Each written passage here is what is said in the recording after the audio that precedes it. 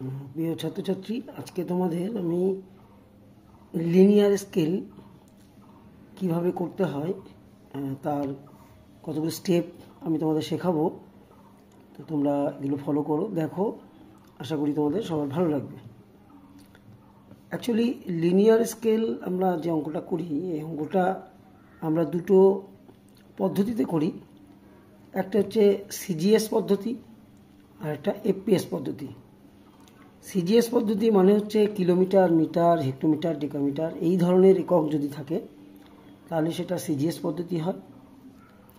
আর যদি mile, foot, furlong, গজ এই ধরনের কোনো একক থাকে তখন তাকে আমরা বলি এফপিএস পদ্ধতি।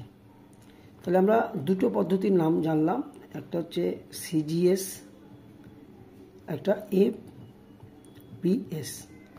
সিজিএস পদ্ধতিতে অঙ্ক যদি থাকে আমরা এরপর আমি শেখাবো তোমাদের আরএফ ওপেন করা। তো আরএফ ওপেন করতে হবে সেন্টিমিটারে। আর যদি এফপিএসে অঙ্ক থাকে তাহলে আরএফ ওপেন করব ইঞ্চিতে। এই দুটো কিন্তু তোমাদের আগে বুঝতে হবে।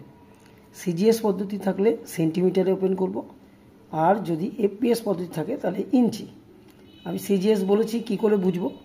সিজিএস হচ্ছে কিলোমিটার টু মিলিমিটার পর্যন্ত, কিলোমিটার, হেক্টোমিটার, ডেকামিটার, মিটার এইগুলো থাকলে। এফপিএস কি বললাম?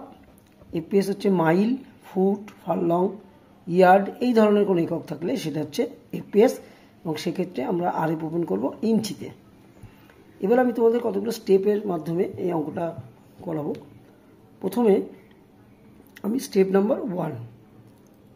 স্টেপ নাম্বার 1-এ তোমরা অঙ্কটা যখন করবে তখন তোমরা প্রথমে হচ্ছে প্রদত্ত আরএফ। প্রদত্ত আরএফ এটা সব অঙ্কের ক্ষেত্রে এক। প্রদত্ত আরএফ যেটা দেওয়া থাকবে আমরা সেটা লিখব। প্রদত্ত আরএফ হচ্ছে 1:2। এখানে তোমাদের প্রদত্ত আরএফ ছিল 1:5 5-এর পরে 5টা শূন্য। আমরা সেই অনুযায়ী এখানে লিখলাম। এরপরের কাজ হচ্ছে এই আরএফটাকে ওপেন করতে হবে, অর্থাৎ এই পাশের যে মানটা এটাকে আমরা বলি মানচিত্রের মান, দূরত্ব, এবং এই পাশের যেটা সেটা হচ্ছে ভূমিভাগের দূরত্ব। তাহলে প্রথমে আমি যখন আরেকটা ওপেন করছি লিখব 1 সেমি মানচিত্রে দূরত্ব নির্দেশ করলে ভূমিভাগে দূরত্ব নির্দেশ করে সমান সমান 5-এর পরে এই 5টা শূন্য সেন্টিমিটার। এরপরে আমি একই রেখে এই বিষয়টাকে আমি যদি নিয়ে যাই তাহলে এই যে সেন্টিমিটার থেকে আমাকে কনভার্ট করতে হবে একটা এককে, তাহলে সেই কোন এককে আমি নিয়ে যাব। তো এর জন্য আমাকে আসতে হবে পিডির কাছে। পিডির মান যে এককে থাকবে, অর্থাৎ এখানে কিলোমিটার আছে তাহলে আমি এখানে কিলোমিটারে কনভার্ট করব। যদি আমার সেন্টিমিটার থাকতো, যদি এখানে মিটার থাকতো তাহলে আমি মিটারে কনভার্ট করতাম। তাহলে আমরা জানি যে সেন্টিমিটার থেকে আমাকে যদি কিলোমিটারে কনভার্ট করতে হয় তাহলে 1-এর পরে 5টা শূন্য দিয়ে আমরা ভাগ করি। তাহলে ভাগ করলে এই যেটা আসলো উপরে 5টা শূন্য, নিচে 5টা শূন্য কেটে গেল, এখানে 5 কিলোমিটার চলে আসলো। এখন 5 কিলোমিটার আসলো, কিন্তু আসলে আমার পিডির মান হচ্ছে 10 কিলোমিটার। তাই 10 কিলোমিটার তো আসেনি, তাই এটাকে বার করতে হবে। তো সেক্ষেত্রে আমি এটাকে ঘুরিয়ে লিখব 5 কিলোমিটার। এটা কোথায় ছিল? ভূমিভাগে দূরত্ব নির্দেশ করলে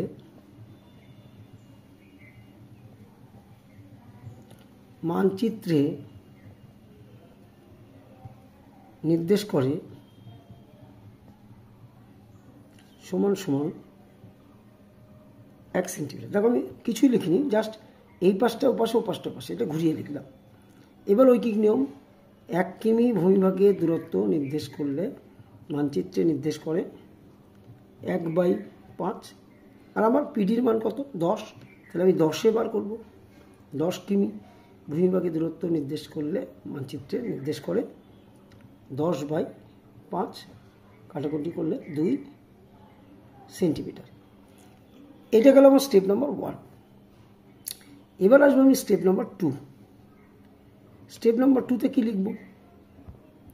মোট ভূমিভাগের দৈর্ঘ্য, যেটা আমার অঙ্কে দেয়া আছে, অর্থাৎ এখানে দেয়া আছে 50 কিমি, তাহলে এটাই আমি লিখব 50 কিমি। মোট মুখ্য ভাগের সংখ্যা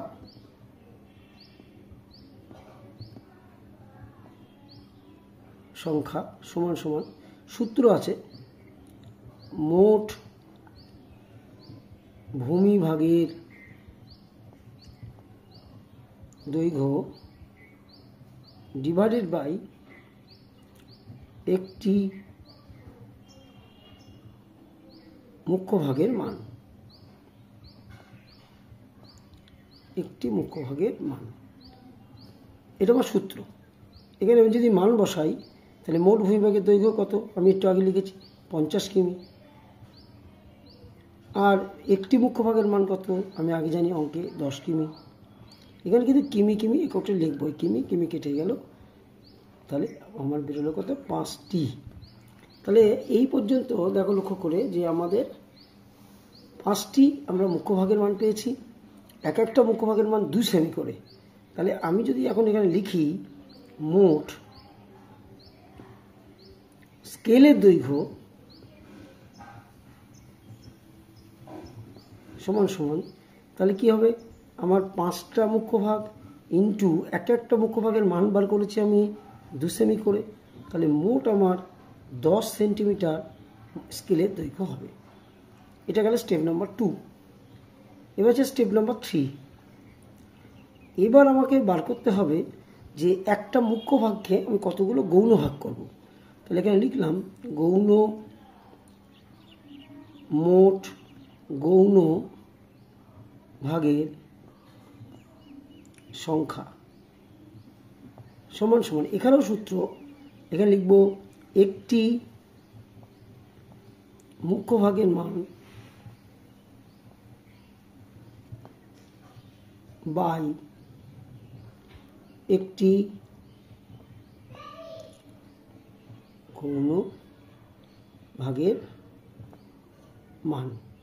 এখানে যদি আমি মানটা লিখি, একটি মুখ্য ভাগ হচ্ছে 10 কিমি আমরা অঙ্কে পেয়েছি, একটি গৌণ ভাগ আমরা পেয়েছি 2 কিমি, কাটাকুটি করো, তাহলে এখানেও দেখো 5টি বেরোলো। তাহলে স্টেপ নাম্বার 3তে আমি পেয়ে গেলাম একটি মুখ্য ভাগকে কতগুলো গৌণ ভাগে ভাগ করব, অর্থাৎ 5টি ভাগে। এবং এরপর হচ্ছে স্টেপ নাম্বার 4। স্টেপ নাম্বার 4-এ হচ্ছে আমরা অঙ্কন করব, অর্থাৎ ছবিটা আমাদের অঙ্কন করতে হবে। তাহলে এই অঙ্কনের পদ্ধতি তোমাদের আমি এবার শেখাচ্ছি।